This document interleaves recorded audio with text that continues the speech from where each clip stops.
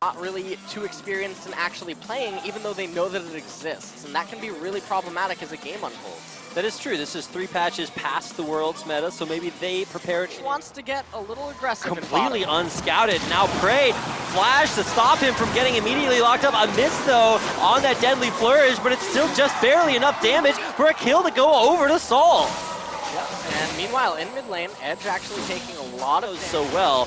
See what he can do with it. No, there's Roche, one auto attack away. It's a flash attempt to stun Smeb, but it's not executed in time. He comes away with a soul. Boot's actually the first item of choice for Peanut. He certainly needs to make stuff happen. Oh, here comes Peanut with a big attempt at picking up a kill in the bottom lane. Counter gank is good here for Roche, but the Make It Rain just barely predicts a chance of death in the bottom lane. Oh my god, he's going for it again. Peanut will tank up the last turret shot, make it out alive. And also, keep that from going in onto Edge quite as quickly. There's the ward jump forward. The damage come in. An immediate kick flash to put Edge in a little bit of a rough spot. No turnaround there from the shockwave. And Peanut just looking like the...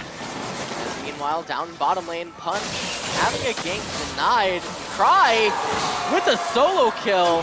And Edge had flash, but he was grounded there at the end. Down to bottom lane is Peanut going aggressive again. He will get locked up and stopped for now. Punch pretty low, and the ROX Tigers going forward. Actually, Peanut over-aggressive, and he will go down. A last-second auto attack from Prey, finds the counter kill there. It's a 2-for-1 so far. But here comes his curtain call. How many bullets will he hit? A big crit to come out. It does hit Prey. He's burning down, and it will actually be the Deathfire touch to find one. Goober there to auto attack for a second. A big turnaround gets KDM one of their first leads of the game. Yep, they did performances.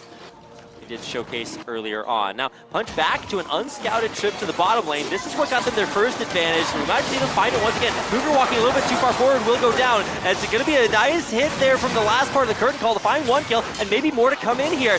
Gorilla trying to run back away. Teleport's actually canceled. They pretty much leave Gorilla up for dead.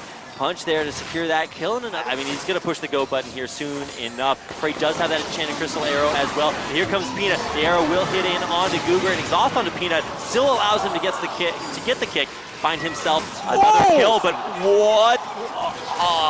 what a crit from Seoul that turned it right back around. And for the second time this game, critting down Peanut. Summoner heal to help get Prey. Monster being the organization that took over for that org. But let's hold the history lesson as we get into a big bottom lane dive. Prey flashing one of the last curtain call hits, but might not be able to make it out alive. He does just barely. Roche in the back line, and the rest of Kongdoo zoned out by the turret. Can they continue to commit? Roche actually flashing right into Peanut. He might not be able to make it out alive. He's trying to get the stun, and he actually does. There's the protection, but an Ash arrow comes right back forward. It's going to be kills on both sides as Roche trades his life for Peanut. Kongdoo on the chase, actually looking for a pick. Forcing the flash out of Smeb there, but have they overextended? The shot glass coming forward, and Punch taking most of the damage, trying to find his way to a tunnel, but he can't get in fast enough. And it's going to be the Kongdoo jungler dropping his Cry, flashing over the wall, will get immediately stunned in response, but there's actually a Make It Rain too fast for Edge to complete his turnaround.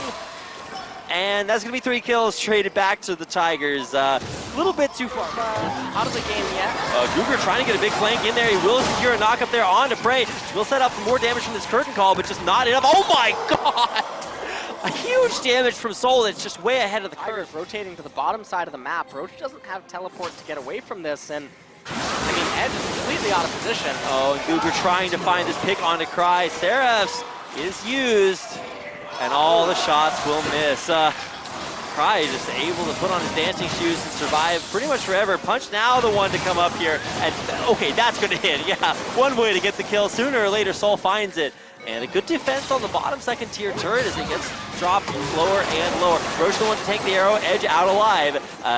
Turret though will most likely fall here. Look at the follow-up. Peanut to secure the kill. Edge going forward the way he doesn't want to get up for him to get in onto this retreating ROX lineup. I mean, there's the flash forward from Goober. Turns it into an exhaust onto Prey. We'll trade 1 for 1 at least in that matchup. Peanut trying to run away, Punch on the chase. Peanut does have the reminder coming in onto Gorilla, so he will be doing a decent amount of damage for the AD carry support. Starting to tick this Baron lower. Peanut off behind. We'll just push them right back. Gorilla, though, getting caught out there, and he is very squishy and will just get instantly bursted.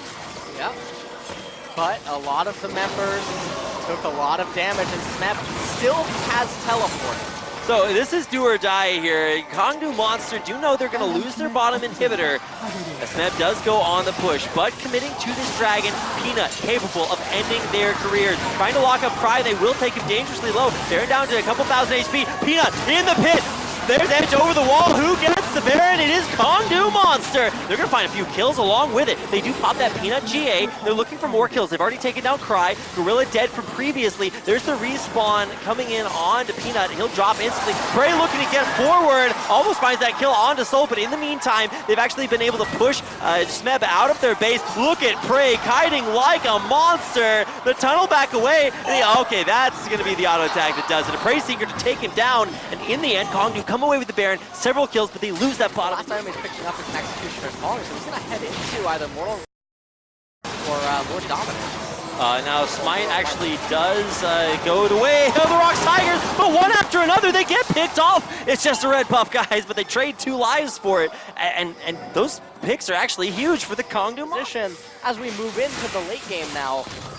Oh, Cry. He's been the big power man in the mid lane for the Tigers, but now he could be looking to go down.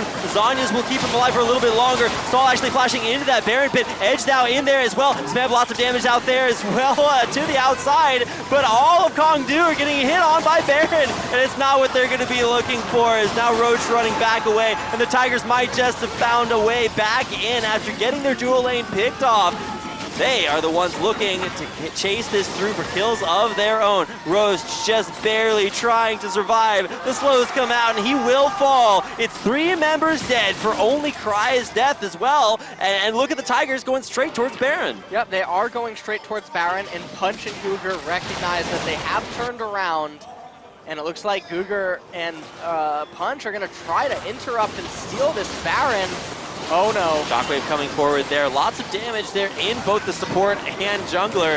Exhaust goes on to SMEB, but Punch has no extra lives. He goes down, zoned out, and taken out by SMEB in the 1v2. And that will mean Baron Nashor will go the way of the ROX Tigers. Yep, and so Baron handed over to the Tigers. Cry has spawned, not going to lose any Nexus turn. No, this is coming. Peanut doing his best job to clear out any side lane wards. Roach going forward, the Ash Arrow stunning out Edge, who will block this curtain call to kill off this wave. Now Roach goes too far forward. He's going to be the first one to fall, the tankiest member out of there before this fight really even starts. Cry taking a lot of damage, but like you said, living way too long, and his kills coming back the way of the ROX Tigers. They will lose their top laner, but they're taking out more. 3 dead now as Peanut finds the engage. He will take down Seoul, and with it, possibly the chances of the Kongdoo Monsters. They have their jungler alive, but not much standing in the Tigers' way. They will push through for an inhibitor kill and possibly even the win. Victory set in their sights as the Kespa Cup waits for them. If they can take down this Nexus turret, the Nexus to follow, it looks like victory will be theirs. The ROX Tigers in a 4-game series take out the Kongdoo Monsters 3-1 and are your 2016 Kespa Cup champions. And that was such an impressive performance right at the very end. That team fighting from the Tigers.